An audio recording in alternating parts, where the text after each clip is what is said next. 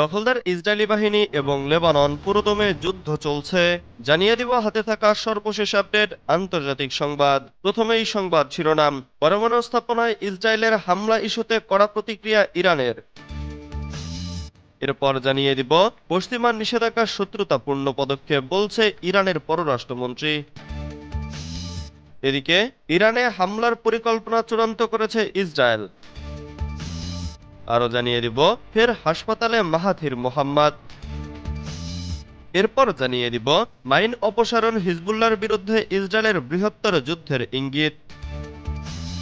সর্বশেষ জানিয়ে দিব ইরানে হামলার জন্য কত অত্যাধুনিক বিধ্বংসী অস্ত্র আছে ইসরায়েলের। এতক্ষণ শুনছিলেন সংবাদ শিরোনাম, এবারে বিস্তারিত।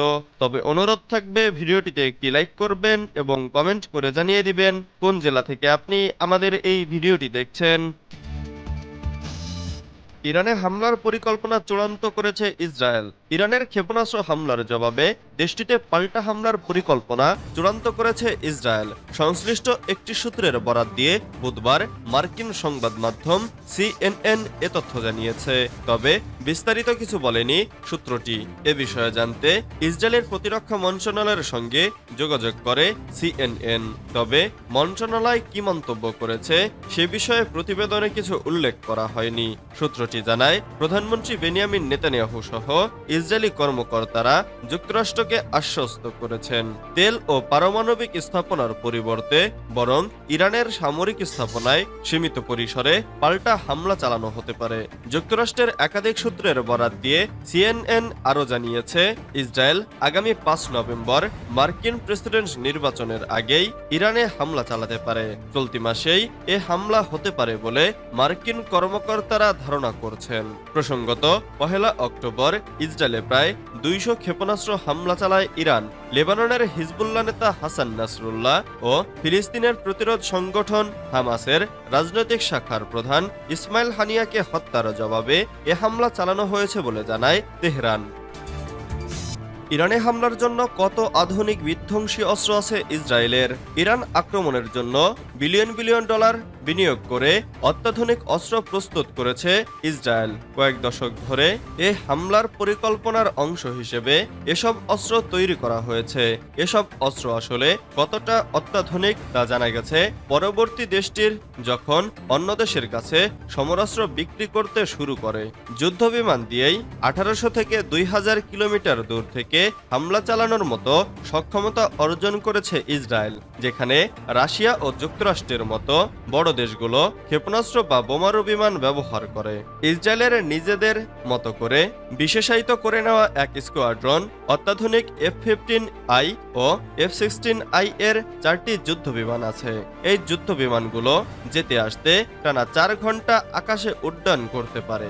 বিশেষ করে এ বিমানগুলোর জন্য বিমান নির্মাতা প্রতিষ্ঠান লকহিড মার্টিন এমন এক ধরনের ফুয়েল ট্যাঙ্ক বানিয়েছে, ফলে বিমানগুলো দীর্ঘ উড্ডয়নের জন্য প্রস্তুত হয়ে যায়। তবে বেশি জ্বালানির জন্য ফুয়েল ট্যাঙ্ক তৈরি করা হলেও এগুলো অ্যারোডাইনামিক্স বা রাডারের কার্যক্ষমতার কোনো পরিবর্তন আসেনি। পরমাণু স্থাপনায় ইসরায়েলের হামলা ইস্যুতে কড়া প্রতিক্রিয়া ইরানের। সপ্তাহ দুয়েক আগে চিরশত্রু ইসরায়েলে প্রায় ২০০টি ক্ষেপণাস্ত্র নিক্ষেপ করে বড় ধরনের হামলা চালায় ইরান। এর জবাবে ইসরায়েলের পক্ষ থেকে ইরানে পাল্টা হামলার আশঙ্কা করা হচ্ছে। এ বিষয়ে ইসরায়েলি প্রধানমন্ত্রী বেনিয়ামিন নেতানিয়াহু জানিয়েছিলেন পাল্টা প্রতিশোধ নিতে ইরানের সামরিক লক্ষ্যবস্তুতে হামলা চালানো হবে। এদিকে ইরান মনে করছে ইসরায়েলের পক্ষ থেকে ইরানের গুরুত্বপূর্ণ পারমাণবিক স্থাপনাগুলোতে হামলার সম্ভাবনা অত্যন্ত কম, আর হামলা চালালেও যে কোনো সম্ভাব্য ক্ষতি দ্রুত পুষিয়ে নিতে পারবে তারা।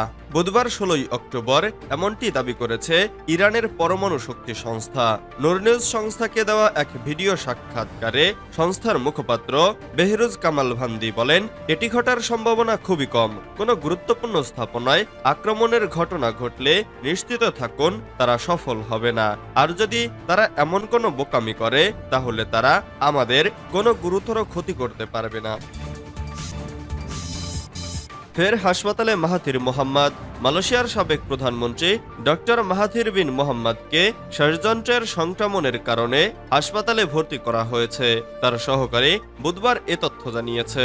মাহাথিরের সহকারী সুফি ইউসুফ জানিয়েছেন, স্থানীয় সময় মঙ্গলবার সকালে তাকে জাতীয় হৃদরোগ ইনস্টিটিউটে ভর্তি করা হয়। তিনি বলেন, হাসপাতালের দেওয়া তথ্য অনুযায়ী তার সমস্যাটি হল লেয়ার রেসপিরেটরি ট্র্যাক্ট ইনফেকশন বা নিম্ন শ্বাসনালীর সংক্রমণ। তিনি আরও জানান, ধারণা করা হচ্ছে সাবেক প্রধানমন্ত্রী আগামী কয়েকদিন হাসপাতালে চিকিৎসাধীন থাকবেন। এএফপি সূত্রে জানা গেছে, মাহাথির গত জুলাই মাসে তার ৯৯তম জন্মদিন উদযাপন করেন। তিনি দুবার মালয়েশিয়ার প্রধানমন্ত্রী হিসেবে দায়িত্ব পালন করেছেন। গত জুলাই মাসেও তিনি হাসপাতালে ভর্তি ছিলেন দীর্ঘস্থায়ী কাশির সমস্যা নিয়ে। এছাড়া চলতি বছর এর আগে তিনি প্রায় ৩ মাস হাসপাতালে কাটিয়েছেন। গত কয়েক বছরে তিনি একাধিকবার হৃদরোগে আক্রান্ত হয়েছেন এবং তার হার্টের বাইপাস সার্জারি করাতে হয়েছে। মাইন অপসারণ হিজবুল্লাহর বিরুদ্ধে ইসরায়েলের বৃহত্তর যুদ্ধের ইঙ্গিত। প্রতিরক্ষা জোরদারের অংশ হিসেবে অধিকৃত গোলান মালভূমির কাছে ল্যান্ডমাইন অপসারণ করেছে ইসরায়েল। একই সঙ্গে সিরিয়ার সীমান্তবর্তী একটি বেসামরিক উপত্যকার সঙ্গে ইসরায়েলে নতুন করে বেড়াও স্থাপন করেছে দেশটি। এগুলো হিজবুল্লাহর সঙ্গে ইসরায়েলের স্থল অভিযান প্রসারিত করার ইঙ্গিত দিচ্ছে বলে মনে করছেন নিরাপত্তা সূত্র ও বিশ্লেষকরা। এ খবর জানিয়েছে ব্রিটিশ বার্তা সংস্থা রয়টার্স। একটি সূত্র রয়টার্সকে জানিয়েছে, লেবাননের সীমান্ত বরাবর আরও পূর্ব থেকে হিজবুল্লাহর ওপর প্রথমবারের মতো আঘাত হানতে এ পদক্ষেপ নিয়ে থাকতে পারে ইসরায়েল। একই সঙ্গে দুর্গ খনন করে একটি সুরক্ষিত এলাকা তৈরি করতে পারে দেশটি, যেখান থেকে তারা স্বাধীনভাবে সশস্ত্র এই গোষ্ঠীকে পুনরুদ্ধার ও অনুপ্রবেশ রোধ করতে পারবে। মাইন অপসারণের খবর পাওয়া মাত্রই যে সূত্রগুলো রয়টার্সের সাথে কথা বলেছিল তাদের মধ্যে দক্ষিণ সিরিয়ায় অবস্থানরত এক সিরীয় সেনা, লেবাননের এক নিরাপত্তা কর্মকর্তা এবং জাতিসংঘের শান্তিরক্ষা কর্মকর্তা ছিল। পশ্চিমা নিষেধাজ্ঞা শত্রুতাপূর্ণ পদক্ষেপ বলেছেন ইরানের পররাষ্ট্রমন্ত্রী।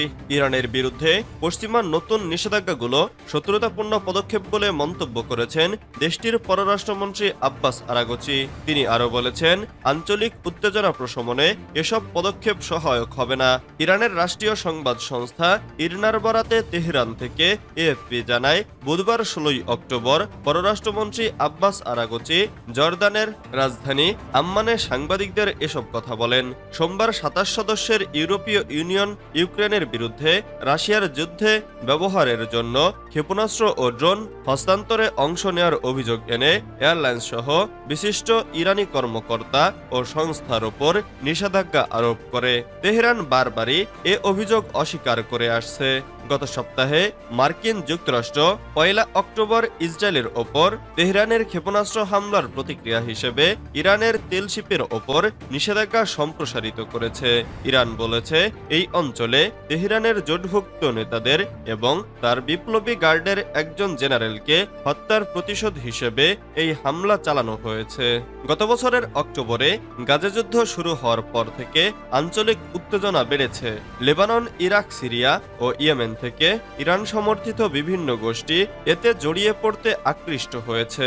২০২৪ সালে ইরান ও বিশ্বশক্তির মধ্যে স্বাক্ষরিত একটি যুগান্তকারী পারমাণবিক চুক্তি থেকে ওয়াশিংটন নিজেকে একতরফাভাবে প্রত্যাহার করে নেয়ার পর ইরান ইতোমধ্যে কঠোর মার্কিন নিষেধাজ্ঞার কারণে সংকট মোকাবেলা করছে।